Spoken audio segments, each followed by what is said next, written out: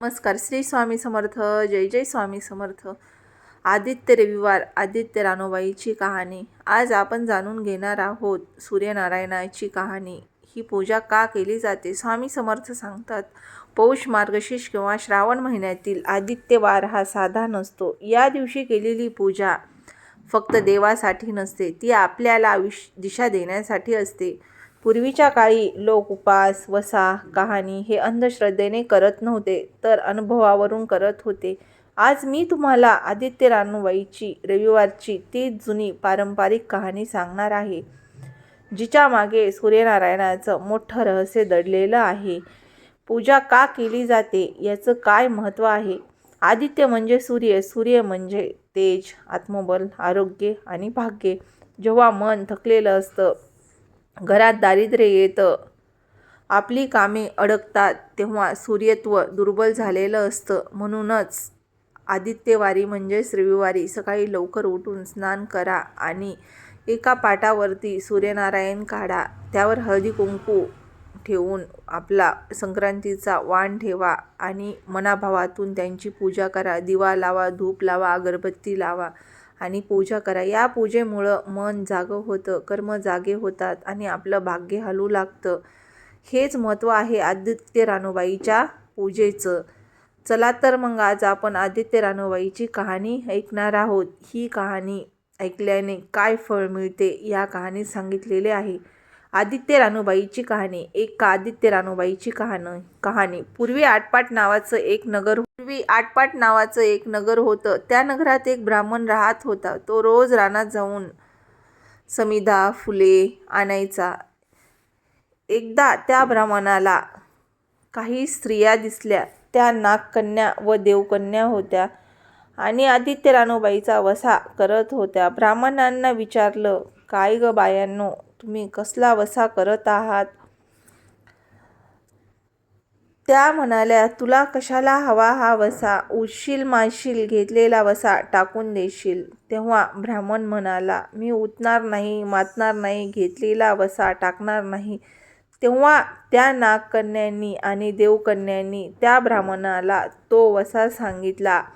तेव्हा त्यांनी तो वसा घेतला. ब्राह्मणाने तो श्रद्धेने वसा केला. सूर्यनारायण प्रसन्न झाले. त्याच्या घरी भाग्य आलं. राजाच्या राणीने ब्राह्मणाच्या मुली मागवल्या. एक राजाच्या घरी दिली, दुसरी प्रधानाच्या घरी दिली. 12 वर्षांनी ब्राह्मण मुलीचा समाचार घ्यायला गेला. राजाच्या घरी गेलेली मुलगी कहाणी ऐकायला थांबली नाही. प्रधानाच्या घरी गेलेली मुलगी मात्र तिने मनोभावे ती कहाणी ऐकली.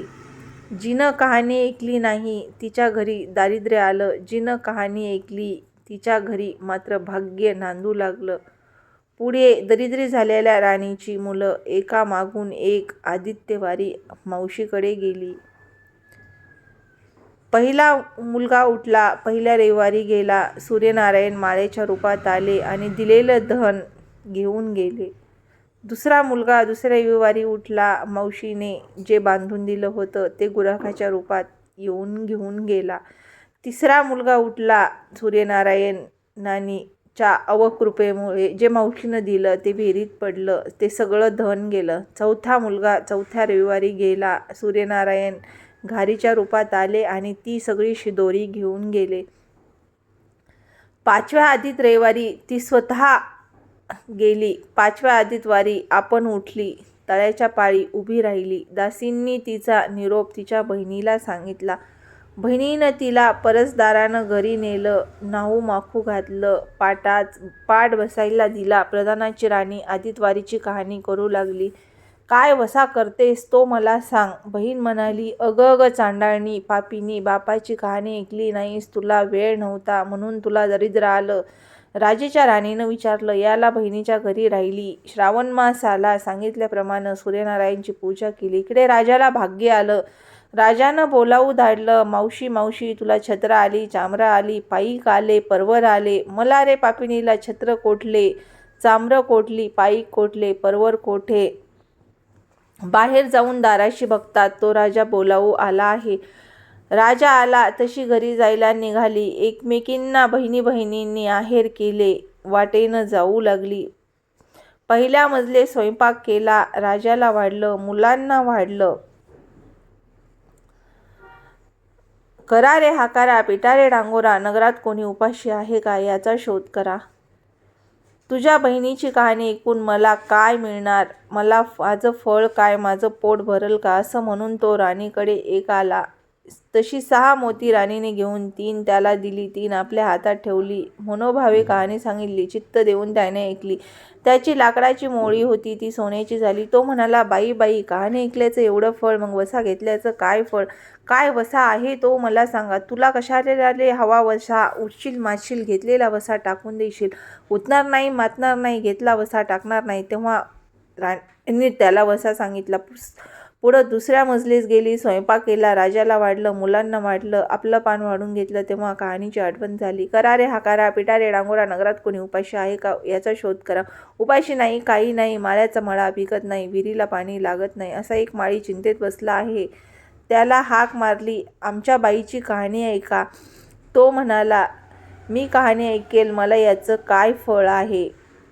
तर राणीने त्याला मनोभावे कहाणी सांगी, चित्त देऊन माळ्याने ती ऐकली. माळ्याचा मळा पिकू लागला, विहिरीला पाणी आलं. तो म्हणाला, बाई बाई, कहाणी ऐकल्यावर एवढं फळ, मग वसा घेतल्याचं काय फळ, काय वसा असेल मला सांगा. मग राणीने त्याला तो वसा सांगितला. पुढं तिसऱ्या मजलीस गेली, स्वयंपाक केला, पान वाढून घेतलं, मुलांना वाढलं, राजाला वाढलं, स्वतःचं पान वाढून घेतलं.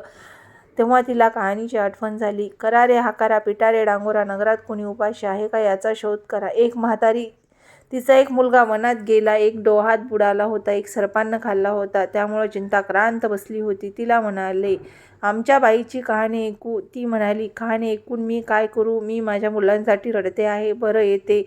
मग ती राणीकडे आली. राणीनं पहिल्याप्रमाणे तिला कहाणी सांगितली. तिनं चित्त पाहावे ती ऐकली. तिचा मुलगा वनात गेला होता, तो आला, डोहात बुडाला होता, तो आला, सर्पानं खाल्ला होता, तो आला. ती म्हणाली, बाई बाई, कहाणी ऐकल्याचं एवढं फळ, मग वसा घेतल्याचं काय, काय वसा तो मला सांगा. मग राणीनं तिला वसा सांगितला. पुढं चौथ्या मजलीस गेली, स्वयंपाक केला, राजाला वाढलं, मुलांना वाढलं, आपलं पान वाढून घेतलं. तेव्हा कहाणीची आठवण झाली. करा रे हाकारा, पिटा रे डांगोरा, नगरात कोणी उपाशी आहे का याचा शोध करा. उपाशी नाही, काही नाही, काना डोळा, मांसाचा गोळा, हात नाही, पाय नाही, असा एक मनुष्य रस्त्यामध्ये होता. त्याच्या अंगावर तांब्यावर पाणी ओतलं, पालथा होता, तो उताना केला. 6 मोती होते, 3 मोती त्याच्या बेंबीवर ठेवले, 3 मोती आपण घेतली व राणीनं मनोभावे कहाणी सांगितली. ती त्याने ऐकली. त्याला हातपाय आले, देह दिव्य झाला. तो म्हणाला, कहाणी ऐकल्याचं एवढं फळ, मग वसा घेतल्याचं काय फळ, काय आहे तो वसा मला सांगा. मग राणीने त्याला वसा सांगितला. 5व्या मुक्कामाला घरी आली, स्वयंपाक केला, सूर्यनारायण स्वतः जेवायला वाढले, 7 दरवाजे उघडले, लोहगंगाळ पाणी तापवलं, पक्वानाचं जेवण केलं. सूर्यनारायण भोजनाला बसले. त्यांना पहिल्या घासाला केस लागला. ते म्हणाले, अगं कोण्या पापिनीचा केस आहे. राजाच्या राणीला 12 वर्ष दरिद्र आलं होतं. तिनं आदितवारी वळचणी काढी बसून केस विंचरले. काळं चवाळं डोईचा केस, वळचणीची काडी उजव्या खांद्यावरून वेशीबाहेर टाकून दे. राजाच्या राणीला सूर्यनारायणचा कोप झाला. तसा कोणाला होऊ नये. ब्राह्मणाला, मोळीविक्याला, राजाच्या राणीला, माळ्याला, म्हातारीला, कानाडोळा, मांसाचा गोळा इतक्यांना जसा सूर्यनारायण प्रसन्न झाला, तसा तुम्हा आम्हा हो. ही 60 उताराची कहाणी, 5 उतारी सुफळ संपूर्ण. अशी ही कहाणी ऐकली, पूजा केली, वसा पाळला तर सूर्यनारायण आपल्यावर प्रसन्न होतात. राजाला सूर्यनारायण प्रसन्न झालं, राजाला भाग्य आलं, दरिद्र दूर झालं. फलश्रुती आणि उपाय. या कथेचा अर्थ असा, ज्या वेळेला मान देतो तो पूजा मनापासून करतो, जो कहाणी ऐकतो त्याच्यावर सूर्यनारायण कृपा करतात. आजही जर पौष किंवा श्रावण महिन्यातील एखादा आदित्यवार मनापासून पाळला तर आयुष्यात बदल घडतो. सकाळी दिवा लावा, शांतपणे 2 मिनिटं बसा, सूर्याला मनात नमस्कार करा आणि एवढंच मला म्हणा, माझ्या कर्माला जागं करा. जसा सूर्यनारायण ब्राह्मणावर, राणीवर, माळ्यावर, म्हातारीवर प्रसन्न झाले, तसेच तुम्हा आम्हावर प्रसन्न हो. ही 60 उताराची कहाणी सुफळ संपूर्ण. जय सूर्यनारायणाय नमः. श्री स्वामी समर्थ. जय जय स्वामी समर्थ. जर तुम्हाला हे व्हिडिओ आवडत असतील तर या चॅनलला लाईक, शेअर, सबस्क्राईब करायला विसरू नका आणि या अगोदरची कहाणी तुम्ही आपल्या चॅनलवरती जाऊन बघा. श्री स्वामी समर्थ. जय जय स्वामी समर्थ. जय सूर्यदेवाय नमः. जय भास्कराय नमः. जय दिवाकराय नमः.